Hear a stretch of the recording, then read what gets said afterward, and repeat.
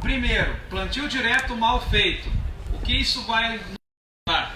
Se eu tenho uma área com declive, com ausência de palha, se eu fizer fósforo a lanço, em apenas com uma chuva de 50 milímetros, eu vou perder 100% do meu investimento. Que vai parar onde? Tudo dentro do rio, dentro de um banhado, dentro de uma baixada, e além de perder o meu investimento, eu vou ter um problema também ambiental. Então, um primeiro aspecto que eu vejo com relação à limitação de fósforo a lanço.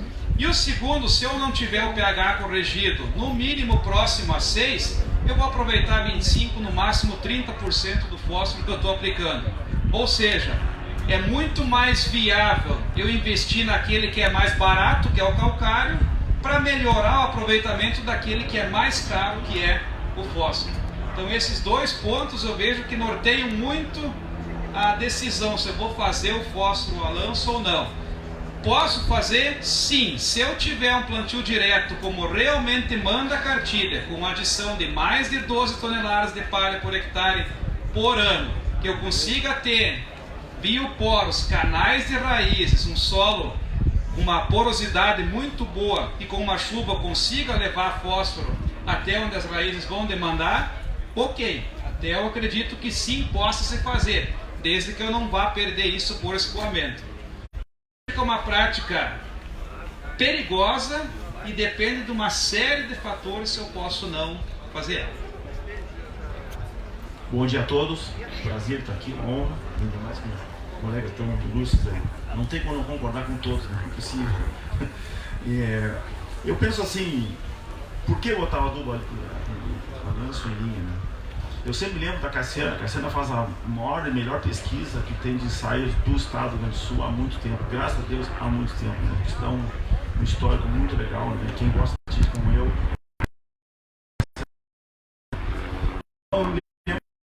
Discutindo quantidade de plantio e qualidade de plantio, né? E eu perguntei qual é o prejuízo que tem. Eu pesquisei a Cassiana e vi assim que a partir do momento da época ideal de plantio, a dia que atrasou o plantio da soja é 20 quilos. Então era muito maior o prejuízo de data de plantio. A questão de radiação solar, temperatura que começa depois do ciclo, importar depois de a plantio vai encontrando o ciclo e, portanto, a atividade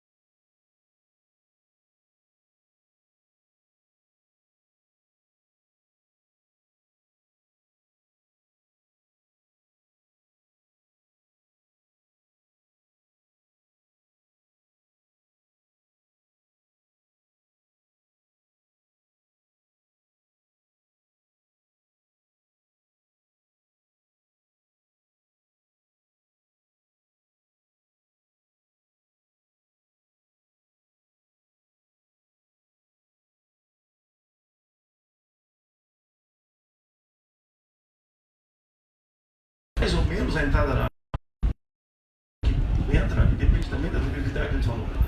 Mas assim, tendo uma debilidade X, quanto por cento entra, depende da porosidade. Depois depende daquela camada que está mais ou menos compactada. Tem acesso, que é uns 30 centímetros, 20 centímetros. e que pode impedir as raízes de aprofundar. A cada 1 metro de profundidade,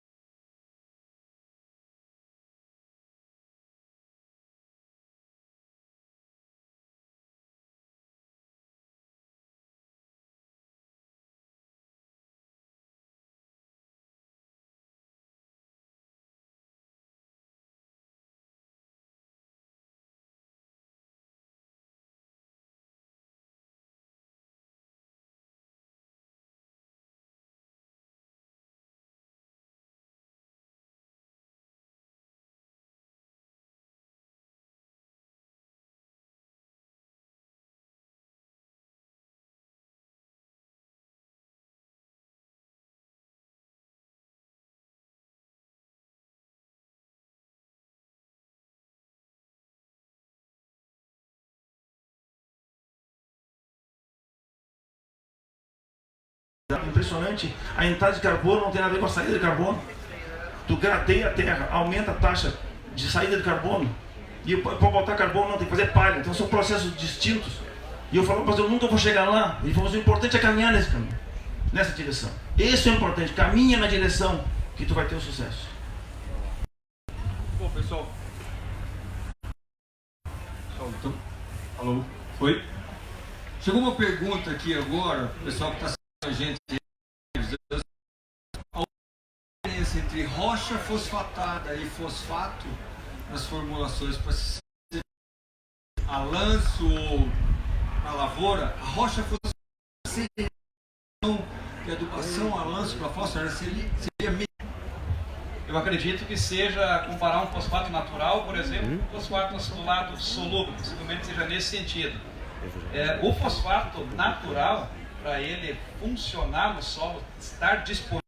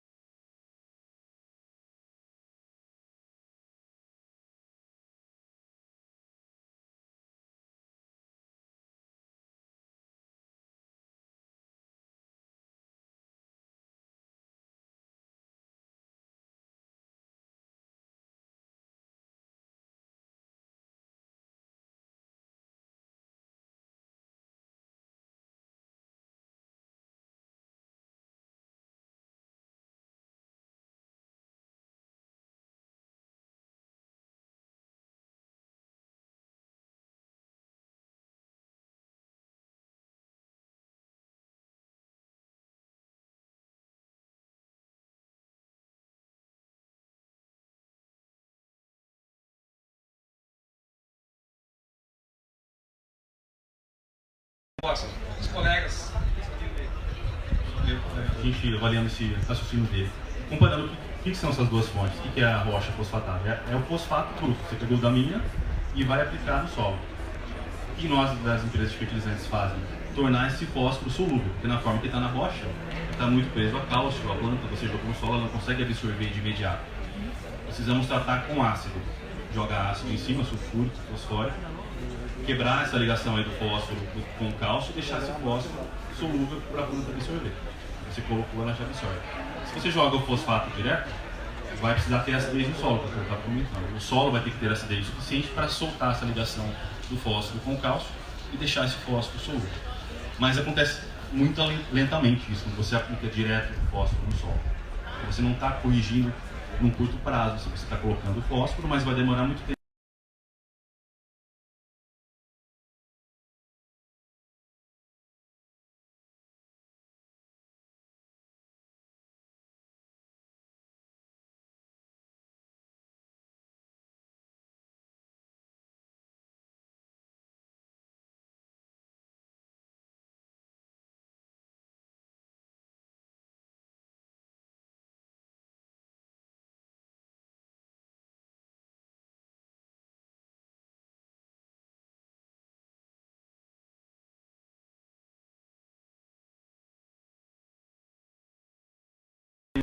Ele vai se mover milímetros. Se você colocou ele em superfície, ele vai se mover 1 milímetro.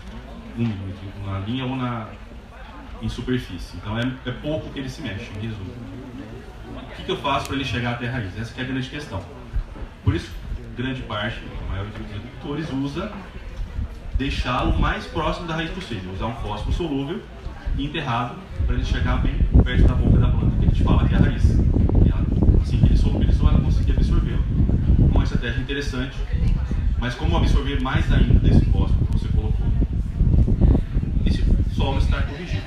Você pôs ele na linha, o pH está corrigido, não vai absorver tanto, não vai reter tanto, o fósforo vai ficar solúvel, a raizinha está liberta, você não tem que fazer grandes esforços para a planta absorver. E se você colocou em superfície, vamos imaginar que esse fósforo vai estar mais espalhado. Você tem um grãozinho aqui, outro lá na frente. Na linha você põe um do lado do outro, perto da raiz. Se ele está espalhado em superfície, tem maior risco dele ser fixado. Ele tem mais contato com o solo, com mais partículas de solo. O que fazer então para reduzir essa fixação dele? O que a gente viu que reduz a fixação do fósforo? O solo está corrigido, então é mais importante ainda, se eu vou aplicar em superfície, o solo está com pH adequado, tanto para baixo quanto para cima. Porque o fósforo também não reage muito bem em pH muito alto. A gente usa plantio direto. Aplicar uma dose alta de calcário na superfície, não tiver matéria orgânica adequada para ajudar a incorporação, não tiver uma chuva adequada, pode ser que tenha um pH muito alto nessa superfície.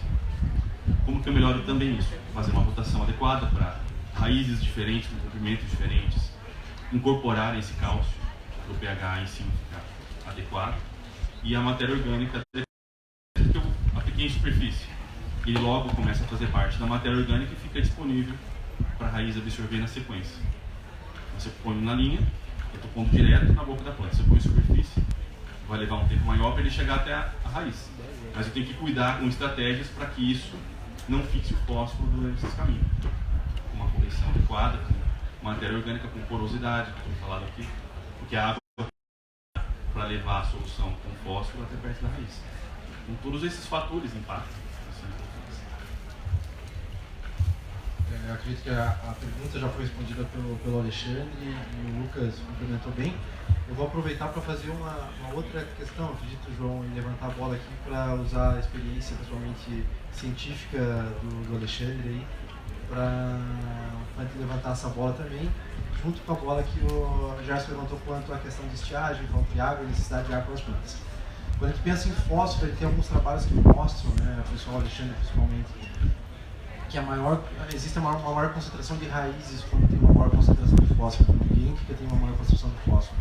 Então, vocês acreditam que se eu tiver uma aplicação superficial, essas raízes também vão poder ficar mais superficiais. E se isso acontecer e eu tiver uma estiagem, vou ter um problema, e isso a gente vê acontecendo muitas vezes no cerrado, né? Quando eu faço a aplicação ao lanço, tem uma maior concentração de raízes superficial, eu tenho uma estiagem e eu acabo sendo prejudicado. E o João falou no início, a aplicação de fósforo ao lanço vai para o cerrado, vem para o sul, volta. Por que isso acontece muitas vezes, né? A gente faz uma aplicação, tem superficial, tem uma maior concentração de raízes, minha raiz não fica tão um tamanho tão interessante para que ela busque água, eu tenho uma estiagem que eu tenho uma frustração de safra. Então eu boto a culpa que a aplicação da lança ela não funciona e saio dela. Depois eu volto para outra, daí o ano fica bom, eu volto para ela. Então esse vai e volta talvez tenha ligação com isso. Eu queria saber do Alexandre, do Gerson, do Lucas também, qual é a opinião deles sobre essa questão e se vocês acreditam que isso faz sentido. Total sentido. Não tem que discordar. Uma banca está aqui, impossível discordar. Estava pensando aqui, quantos quilos de fertilizante fosfatado a gente coloca por hectare? Coisa de 200, 300 quilos, número assim. Só que são 7 milhões de quilos de água, o que a soja precisa. 7 milhões de quilos. Os 300 quilos de fósforo vão ajudar muito. Bom. Agora, aceitar a localização dele, claro, se tiver imagina só, se eu planto uma soja e depois coloco o fósforo e não chove, não, Deus o livre, não aproveita nada. Se eu coloco meio ano antes, no inverno, com um monte de chuva, show, já melhora. Se tiver palhada, e mesmo que esse fósforo tenha colocado de véspera, de 3 meses de antecedência, mas se não tiver palhada, ele vai, como tu falou, pouco vai translocar, né? Então, aliás, vai se aprofundar.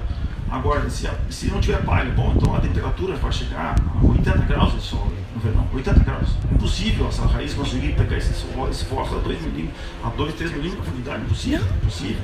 Então tem um contexto todo nessa história.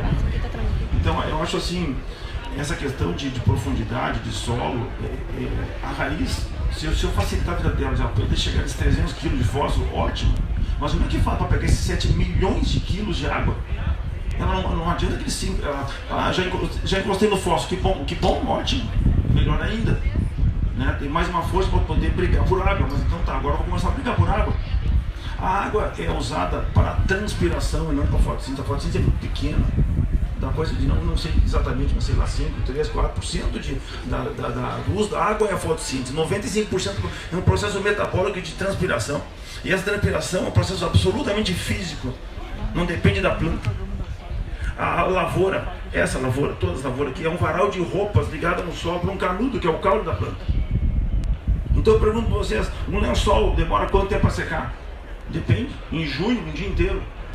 Em janeiro, hoje, em 1 hora está seco. E uma série chamada demanda atmosférica. É o famoso tanque glaciar, que tu bota um tanque glaciar e meio quando é que evapora. Então a demanda de água é atmosférica. É um varal de roupa ligado no solo. Bom, então tá aí. Eu tiro a água do fundo do solo. Ela entra por cima, se entrar. Mas e o fundo? Então existe um termo técnico que chama-se resistência à penetração das raízes. E aí tu pode facilitar a vida da soja ou dificultar. E se dificultar é uma bomba, independente de onde é o fósforo, é uma bomba, porque ela precisa de mais água. E a capacidade da planta de chupar água é um troço impressionante. Né? A gente mede ponto de murcha permanente quando acontece uma pressão que ela faz no solo e não consegue pegar água de 15 bar, 15 atmosferas. 15 atmosferas são 150 metros. Imagina uma bomba de chimarrão de 150 metros. Essa é a capacidade da planta de chupar água. Se não tem água, não adianta. E aí tem outra pergunta. E a autonomia que uma planta tem para suportar uma seca? Se um solo com 1 metro de profundidade tem 150 milímetros e uma soja de 600 milímetros, eu já tenho 1/4 da minha de autonomia. Então, para mim, eu na Argentina falo muito sobre isso aí, sabe? A primeira pergunta que o produtor tem que responder é quantos milímetros de água cabe no meu solo? Tu vai pra praia e sabe o teu tanque de caminhonete. Tu sabe a autonomia do teu caminhonete, mas o teu solo tu não sabe. Mas por amor de Deus, tem que saber isso. A primeira coisa, porque se tu tem um tanque grande ou pequeno, tu tem que saber, se tem um tanque pequeno, eu preciso ser rápido no encher ele, muito rápido. E se eu tenho um tanque grande, eu tenho que estar com ele cheio. Pô, eu tenho um tanque grande, imagina eu tenho caminhonete com um tanque de 1000 litros. Eu vou até o Rio de Janeiro com um tanque só, pô, então eu tenho que encher. Não tem sentido eu ir para o Rio de Janeiro com um tanque de 1000 litros vazio. Né? Então eu acho que sempre dentro da linha do Jorge, né, de contextualizar a história. Tu quer fazer o que com essa tuba em linha ou lanço? O que tu quer com isso, meu Deus do céu? Depois que eu respondo essa pergunta, bom, aí tá certo ou tá errado a tua estratégia. Mais alguma consideração? Em resumo, só para complementar o que o Gerson comentou, desculpa, o Jorge, faz todo sentido, sim. Realmente, quanto mais eu concentrar o fósforo na superfície, mais eu vou concentrar a raiz na superfície e não vou conseguir explorar essa água da subsuperfície, como o Gerson comentou, que é muito importante para nós. E além do fósforo, qual é o outro aspecto principal? Alumínio tóxico. Nós temos um problema sério de alumínio tóxico, principalmente nos solos mais argilosos, ainda em subsuperfície. Se a raiz de qualquer planta que nós trabalhamos encontrar o alumínio tóxico, ela engrossa, para de crescer, não vai absorver água independente se eu tenho fósforo ou não. Então, antes do fósforo ainda, eu vejo que é mais interessante corrigir o solo adequadamente, tirar o alumínio tóxico, aí sim eu passo a olhar para o fósforo, que é o segundo passo. Fiz correção com o calcário, botei o cálcio, que também é muito importante para enraizamento, e aí vem o fósforo. E com certeza não é com ele na superfície, nos primeiros centímetros, que nós vamos resolver o problema, principalmente num ano como esse, déficit hídrico severo que estamos passando. Se eu tivesse um perfil de enraizamento bom, a planta consegue descer e explorar esse volume de água que nós temos mais baixo. Eu gostaria de deixar o convite a todos também para visitar o nosso estande da Cotrijal, que fica ao lado das bandeiras, onde que nós fizemos uma simulação bem simples para demonstrar o quanto o alumínio tóxico e a falta de correção influencia no crescimento radicular. Nós pegamos um solo de pH 4,4 de campo nativo, onde nunca foi aplicado calcário, e semeamos cevada, que é hoje a cultura mais sensível que tem a alumínio tóxico, a falta de formação no solo, milho e soja. E colocamos em caixas de vidro para enxergar o sistema radicular. Está lá para ver. Aonde que eu tenho o alumínio tóxico que nunca viu calcário, eu tenho menos de 5 centímetros de raiz. E as caixas têm meio metro, 50 centímetros. Aonde eu tenho o solo corrigido com pH 6,2, a raiz já chegou até o fundo da caixa de vidro, semeado junto nas mesmas condições. Ou seja, se eu não tenho um solo bem corrigido, eu não vou conseguir explorar o volume de água, como o Gerson comentou. E pior que isso, se eu concentrar o fósforo na superfície, eu vou limitar ainda mais. E como o Jorge comentou, o fósforo não desce em solo argiloso. É no máximo 1 milímetro a 2 por ano. Como que eu posso fazer para ajudar? É aquilo que nós vimos comentando. Primeiro, colocar em profundidade, e aí para culturas de verão é indispensável, lá onde é possível, o uso de sulcador. A gente costuma dizer qual a profundidade, aquela que aguentar e resistir. Quanto mais profundo, melhor, que já é uma forma de eu levar ele até as camadas mais inferiores do solo. Correção de fósforo, que é muito comum. O início da agricultura de precisão trouxe junto a prática de fazer o fósforo a lanço em taxa variável, porque até então não se tinha semeadoras em taxa variável. Como que nós estamos orientando hoje fazer essa prática? Fazer pelo menos uma parte dela com semeadora. Se eu tiver semeadora taxa variável, 100% na linha. Se eu não tenho, conhecendo a lavoura e onde que são as maiores necessidades, fazer uma parte com a semeadora. E aí entra um outro ponto importante, de preferência com a semeadora, para nós aqui na região sul, com a semeadora que se utiliza para semear o inverno. Por quê? Porque eu tenho os discos espaçados a em torno de 17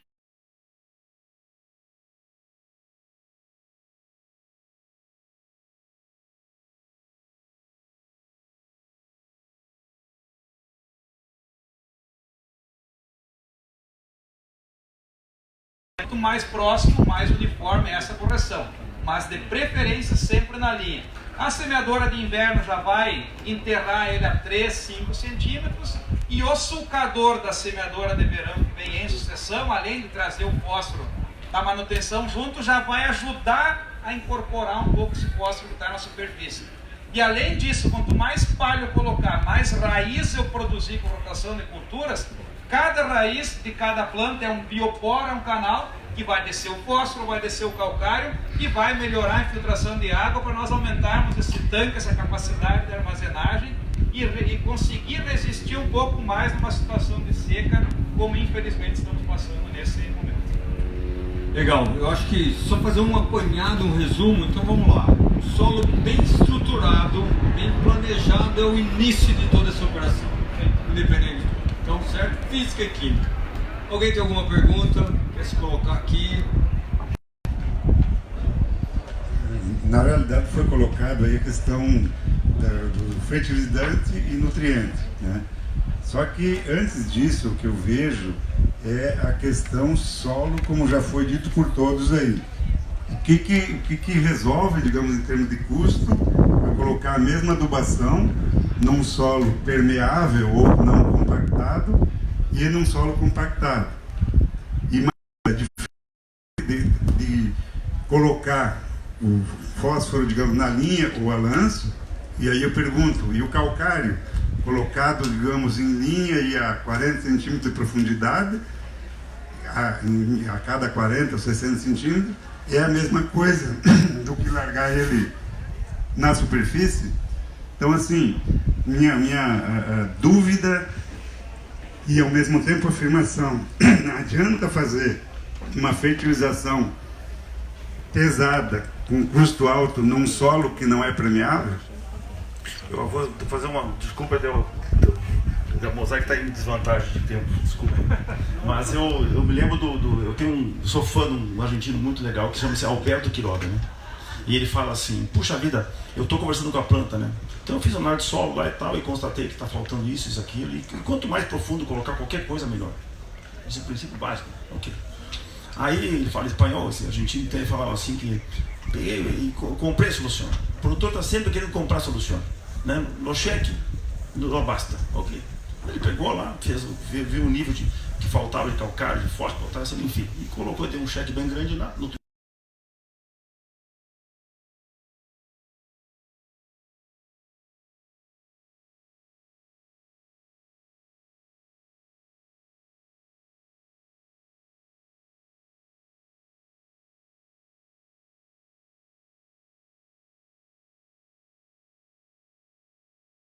Eu não sinto. Aí ela pergunta assim: mas só um pouquinho, como é que foi feita essa análise do solo, está dizendo aí? Ele: não, melhor laboratório que não sei o que. Não, mas como é que faz? Não, ele tritura o solo. Agora entendi, porque eu não sinto. Eu não sinto que não tem triturador. A raiz é uma fenda. Ela pega os microagregados e consegue achar uma fenda e faz uma pressão ali. Sempre com água. Sempre com água. Tem uma grande bobagem que fala muito, que é assim: a raiz procura água. Tchê, a raiz não procura água. A raiz está onde ela está se tiver água, se não tiver, não está. Tu pega um vaso seco e um vaso com uma umidade adequada e bota semente nos dois e passa 60 dias em média, peso de raiz é uma coisa impressionante. Muito mais raiz no vaso que tem água do que o outro está seco, que está duro e não tem água para o metabolismo da planta, entendeu? Então essa discussão continua. Construir estrutura de solo, sabe? Construir estrutura, aí vem o bioporo, que por graças a Deus que são o bioporo, a diferença do bioporo, do poro feito mecanicamente, a durabilidade.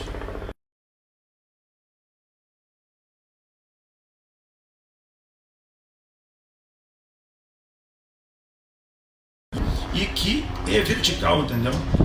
Então, e outra coisa assim, ó, qual é o ppm, a concentração de nutrientes do solo, ok? De fósforo, por exemplo, de potássio, 200 ppm, ok? Sabe quantos ppm tem uma raiz morta? 2.000 ppm, 2.000, tem raiz com 20.000 ppm. Fica o dia mineralizar e a planta chega lá, tem duas vantagens: um canal, que pode pegar água, que tem ali adubo. Então essa adubação de sistema tem a ver muito com isso aí. Na verdade eu estou levando na planta, eu estou pegando 200 quilos de adubo e colocando na planta, e ela vai fazer isso para mim, se o solo tiver em condições. E tem planta que ajuda. Aí tu vê essa seca bárbara que infelizmente está acontecendo aqui. E eu me lembro que eu viajo muito no inverno, eu faço 50.000 quilômetros no inverno, 50.000 quilômetros. Então eu vou marcando as lavouras no inverno, porque a soja é um medidor de ambiente. Ela não transforma o ambiente, ela só mede. Está mal, está bem. Eu não vejo mais, quando eu vejo lavoura de soja e está bom o soja, não, vou ver a terra como é que está, porque isso aqui está medido no ambiente, pelo jeito está muito bom o ambiente, mas deixa eu olhar a tua terra, né? Então o que acontece? Eu vi gente botar o Sudão num soja de grupo 5, colheu muito no cedo no ano passado, botou Sudão, botou nabo, né? E tá ali, cara, do vizinho. Parece que a seca chegou lá no céu, porque choveu do lado. Não, a chuva era a mesma. Mas os quilos de soja por milímetro de chuva do lado da cerca onde houve esse trabalho de inverno, a lavoura de soja vai ser definida no inverno. Eu vejo quem é quem na hora que eu vejo o inverno dele. Só complementando o que o Gerson falou, é bem interessante quando ele faz essa questão da conversa com a planta ali, né? A planta não sente, mas o produtor sente no bolso. E essa questão da compra da solução, ela vem bem de encontro com o que eu falei no início, né? A gente sempre queria atalhos, a gente buscar soluções rápidas e fáceis. O ser humano ele é campeão nisso, né? Em todos os setores. A gente quer uma solução fácil para tudo na nossa vida, mas isso não existe. E na agricultura, mais ainda não existe, né? Gerson falou agora de diferentes locais, diferentes formas de manejo e diferentes resultados, sucesso. Né? Como eu tenho sucesso na agricultura? Né? Entendendo onde eu estou, o que eu estou fazendo, qual a minha estrutura de solo, qual o manejo que eu vou efetuar, o que eu tenho dentro da minha propriedade e a quantidade de conhecimento, já falava o nosso saudoso Dirceu Gassi, né? A quantidade de conhecimento que eu aplico na minha área, isso é importante. Né? Então, o que eu tenho na minha área, e se eu não consigo buscar esse conhecimento, quem pode buscar? Será que eu consigo contratar alguém que sabe mais, que pode buscar e aplicar esse conhecimento para mim? Será que eu consigo encontrar uma parceria com uma cooperativa como a Cotrijal, aqui com um representante aqui, o Alexandre, que vai me auxiliar a aplicar esse conhecimento a campo? Eu acredito muito nisso, muito em tentar ler, diagnosticar o que eu tenho, isso não é só na agricultura, na medicina é assim, em qualquer setor é assim, eu tenho que diagnosticar os meus problemas, diagnosticar o que eu tenho em cada propriedade, para que daí eu possa levar soluções, né? E nós temos profissionais diversos aqui, esse stand está cheio de profissionais para isso, a verdade é essa, e para que a gente aplique conhecimento da melhor forma, e não conhecimento à toa, né? Conhecimento certo, a solução certa para o problema que eu tenho. Eu acredito que essa é uma mensagem que eu gostaria de deixar aqui. Né? Vamos aplicar o conhecimento correto para a necessidade que nós realmente temos. E não simplesmente a gente copiar e aplicar de uma forma qualquer. Essa é uma mensagem que eu gostaria de deixar, complementando aí a conversa que o Jeff iniciou. Eu achei interessante a comparação que você fez do fósforo com o calcário. Colocar na linha enterrado, colocar na superfície. Porque os dois justamente se locomovem muito lentamente no solo, tanto o cálcio quanto o fósforo. Você coloca e ele muito pouco se mexe. Então, o que acontece em relação a isso? É construído. É que entra nessa questão para uma solução rápida. Tem que ser construído, isso leva um tempo. Tanto que para a correção adequada para se fazer plantio direto, a recomendação é corrija o solo, aplique o calcário, mexa no que for mexer e depois que começa a fazer plantio direto não dá para mexer mais. Aí é só correção por cima, porque isso vai descer lentamente e manter aquela condição. Então muitos fizeram plantio direto sem corrigir para baixo. Aí hoje tem um solo ácido lá embaixo. Como fazer o calcário chegar lá? Eu tenho que fazer enterrado esse calcário? Não necessariamente, você pode usar outras estratégias para descer esse calcário. A rotação de culturas é uma delas. São as raízes que vão levar esse calcário lá para baixo. E o fósforo, a mesma coisa. O fósforo, se eu quiser colocar em cobertura, eu tenho que pensar que eu tenho que fazer um caminho dele até a raiz da planta para ela.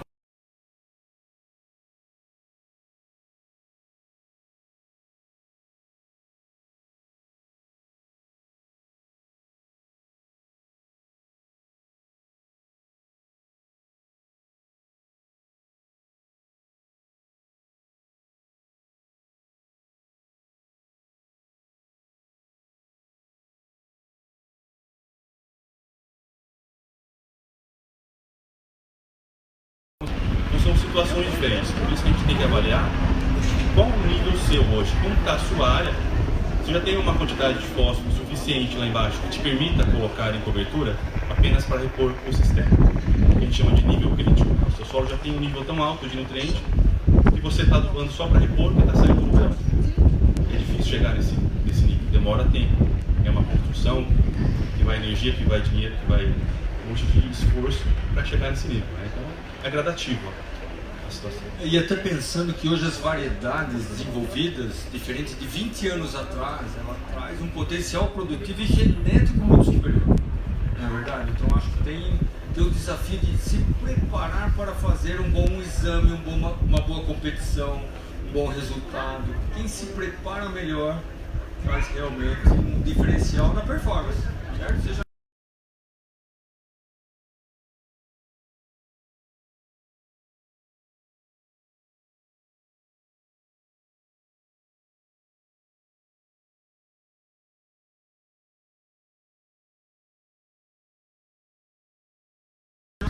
sementes, genética, biotecnologia, maquinário, está vendo uma grande revolução por aí. E os fertilizantes e o uso deles, a informação, como é que a gente está acessando, como é que nós podemos trazer o agricultor mais próximo para ajudá-la a construir o que você falou, compartilhar conhecimento, mas também trazer novas soluções.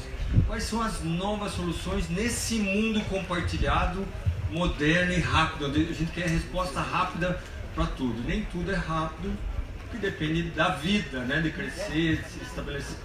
Queria que vocês falassem um pouquinho sobre isso. Perfeito, João. A gente está em 2020, né? E talvez muita gente achou que a gente chegasse até 2020, né? Brincadeira à parte. Tudo evoluiu realmente. Tem materiais genéticos, diversas culturas com potenciais altíssimos, né? Um pouco antes, escolhemos aí concursos de produtividade do SESB com produtividades altíssimas. E com fertilizante não foi diferente, nem mesmo com a pesquisa em fertilidade, né? Isso evoluiu a pesquisa em fertilidade e evoluiu a inovação em produtos também. Né? A indústria de fertilizantes ela não está parada.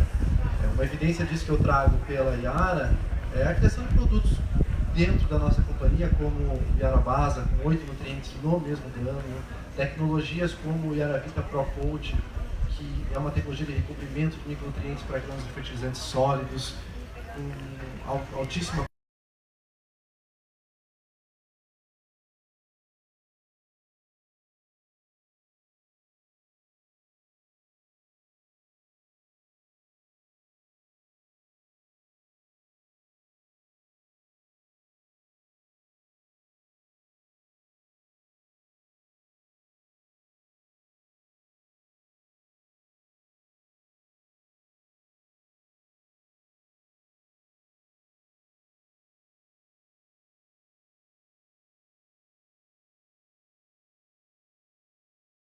quanto em conhecimento, em fertilidade, né? A gente busca sempre agregar isso, soluções inovadoras para a gente trazer para o nosso produtor aí, para que ele alcance realmente, como você falou, né?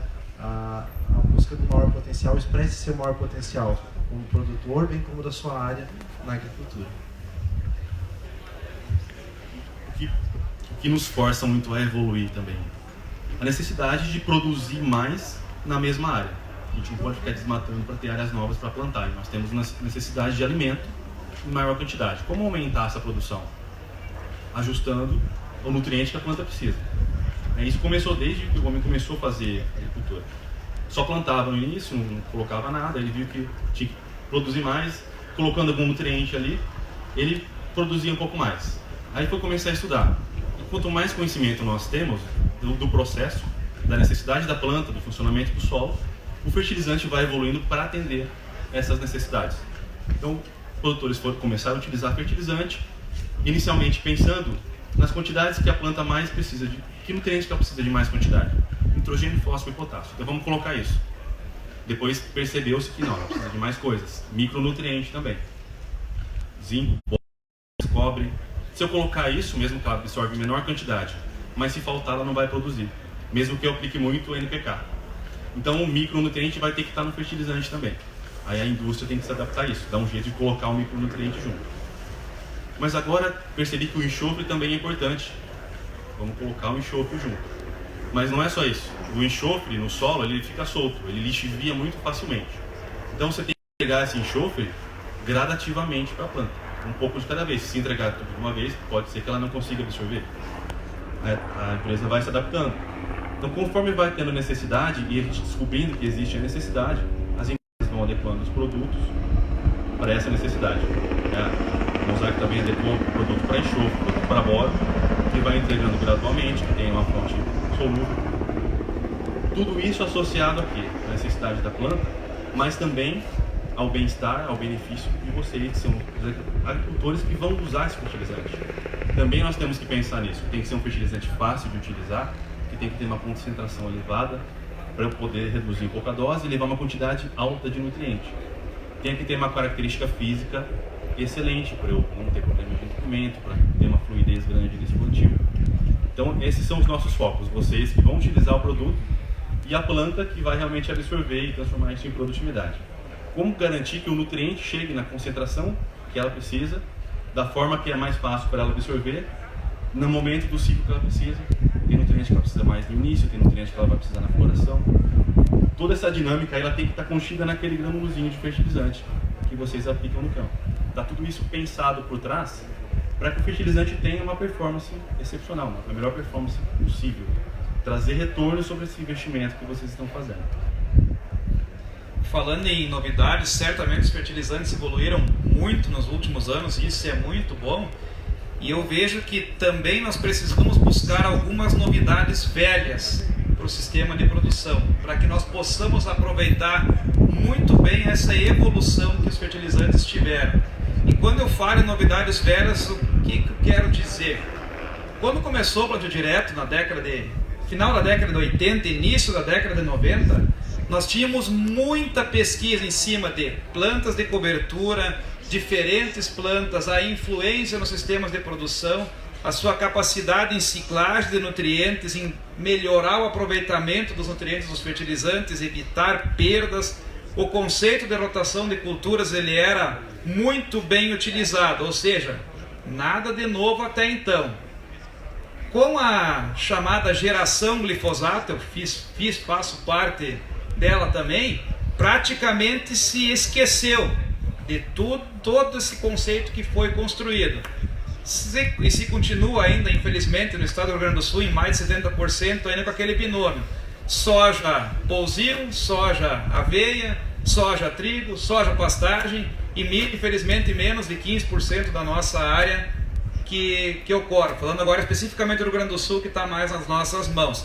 Então eu vejo que tem muitas novidades velhas precisando ser retomadas. Por exemplo, qual que é a melhor planta de cobertura que eu posso utilizar no período de entre safra, como o Gerson comentou, o Sudão é um exemplo deles. Como que eu posso trabalhar com ela? Que dosagem de sementes? Ou seja, coisas elementares básicas que acabaram se tornando de novo novidades. E a partir disso eu vou conseguir aproveitar muito bem essas novas tecnologias que existem nos fertilizantes. O que nós enxergamos que muito melhor do que essa qualidade que toda que nós temos, o grande gargalo para incrementar a produtividade e aproveitar todo o potencial produtivo das cultivares passa primeiro por essa fase básica, para depois aproveitar tudo de novo de inovação que os fertilizantes têm a nos trazer.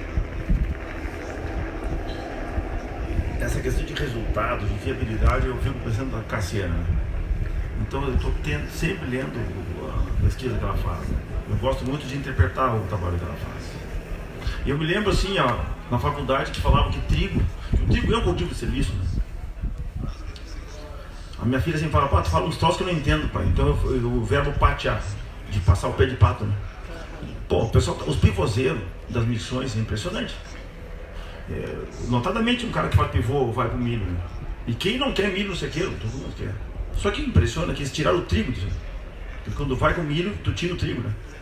E os caras estão pateando, do verbo patear, né? Eu pateio, tu pateias, ele pateia, né? Os caras estão pateando terra com 7 anos de pivô, pateando tudo. O que é isso, meu Deus do céu? Faltou o trigo. Então o trigo é um cultivo de serviço, um grão em cima. Mas como é que faz para pagar essa conta? Bendito seria o trigo, fazer uma votação, milho, trigo, soja, show. Mas só que o trigo não paga a conta. Então o desafio da nossa empresa é fazer a fiabilidade do trigo. Aí olha Cassiano, aí a faculdade minha, a altitude é bom, então tá, facaria um show, né? Mas como é que o Strobo em Cachoeira do Sul dá um banho? Mas é impressionante o que o Strobo faz no ensaio que tu faz em Cachoeira do Sul. Aí o que acontece então? O que tem do Strobo? Tem 100 metros de altitude. Ele está ganhando, dando um pau em gente com 900 metros de altitude. Pô, e a minha faculdade me ensinou que a altitude é... Pô, não, o cara faz um ambiente fantástico, show. Aí vem a questão de tecnologia, evoluiu muito, com certeza, mas e o uso da tecnologia?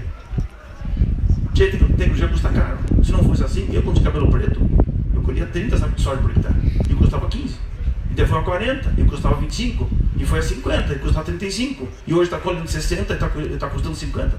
Porque a tecnologia é cara. Agora, o conhecimento para acessar a tecnologia, para usar a tecnologia, desculpe, é barato. É barato. Então, por exemplo, o nosso trabalho é viabilizar o trigo. Aí pergunta para mim, Matia, como é que tu consegue colher 7 mil quilos por hectare? Hoje, tipo, o mesmo adubo que tu está usando. O que tu faz, meu Deus do céu? A gente faz um redesenho da lavoura. Eu até esqueci lá na minha mochila, lá, o caule de trigo, que eu peguei na meu trigo. Então, eu tenho um canteiro lá que nasceu mal o trigo e um canteiro que nasceu bem o trigo. Pô, os caules estavam 1/3 do diâmetro do que nasceu mal. E as lavouras que a gente preconiza é mexer na população de planta. E colher 6 mil quilos, eu colhi sempre 6 mil quilos, não de média, mas várias lavouras com 6 mil quilos. Para mim era normal colher 6 mil quilos. Mas o que eu fiz? Aí começa uma briga, espaçamento de planta, espaçamento entre linhas, espaçamento entre linhas. Quem é que inventou os tais 17 centímetros? Já morreu 10 vezes o cara que inventou isso, ninguém sabe. Eu até mexi na minha plantadeira, impressionante, eu pegava a plantadeira todos os anos, eu tinha 3 plantadeiras em massa, eu pegava todos os invernos, desmanchava ela, desmontava de novo no mesmo lugar, mas meu Deus, por que eu botava no mesmo lugar? Eu fui na França e vi os caras plantar com 20, com 25, com 27, com 23, com 21, não existia o 17 centímetros. A tecnologia evoluiu muito. Sabe quanto é que colheram em Argentina? Passei para o André agora, essa semana retrasada. Um amigo meu lá fez um ensaio na Patagônia, no norte da Patagônia. A Patagônia é uma província que vai até o Ushuaia.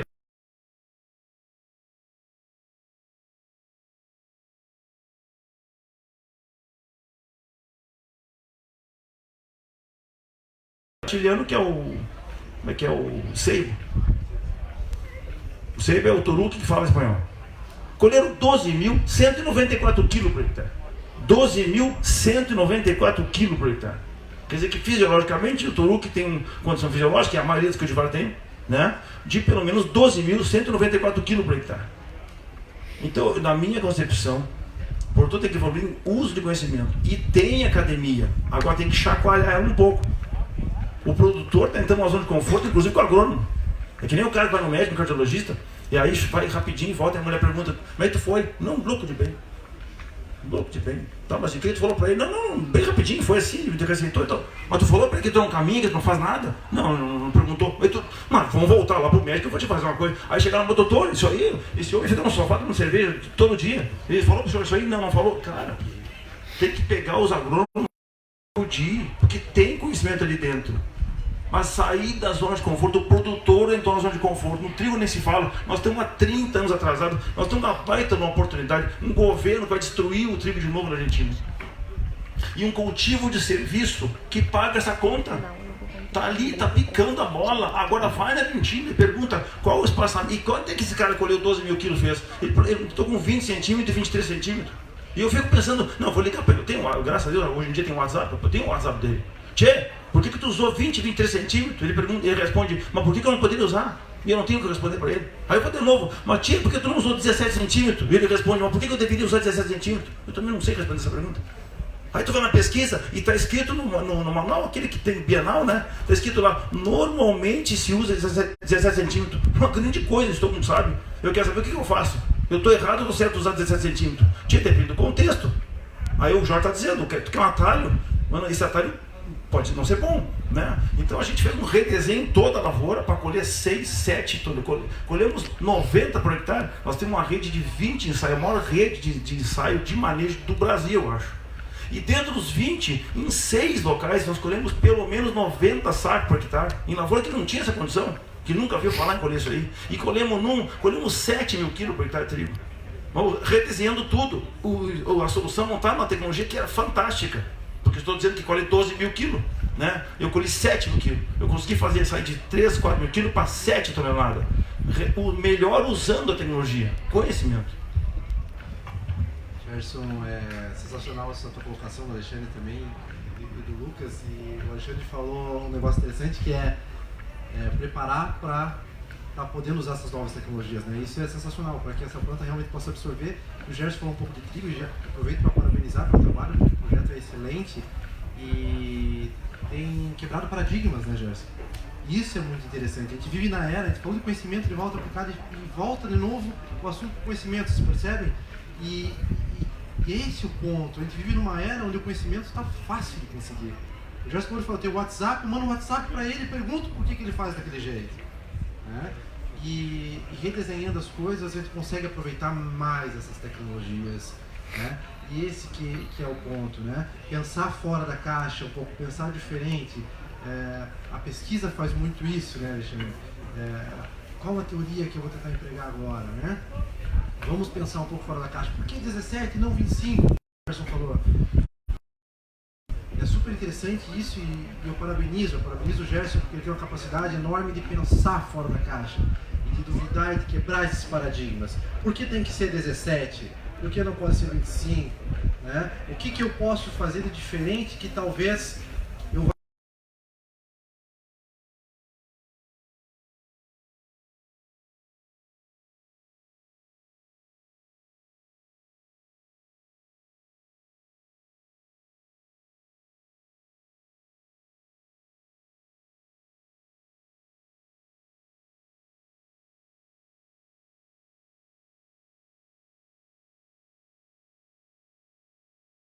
de vocês aí. Pessoal, vou tentar dar uma resumida nisso aqui também, mais uma vez. Mundo moderno, Waze, eu posso errar e posso aceitar novos desafios.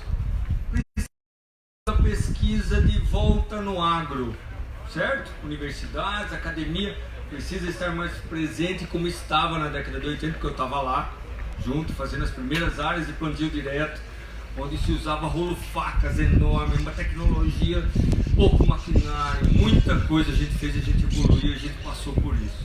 Então falta muita tecnologia, pouca ciência, está faltando a brincadeira. Temos mais um monte de perguntas, mas não dá tempo mais. Eu queria agradecer imensamente a presença de vocês, acho que foi extremamente esclarecedor, diferente, né?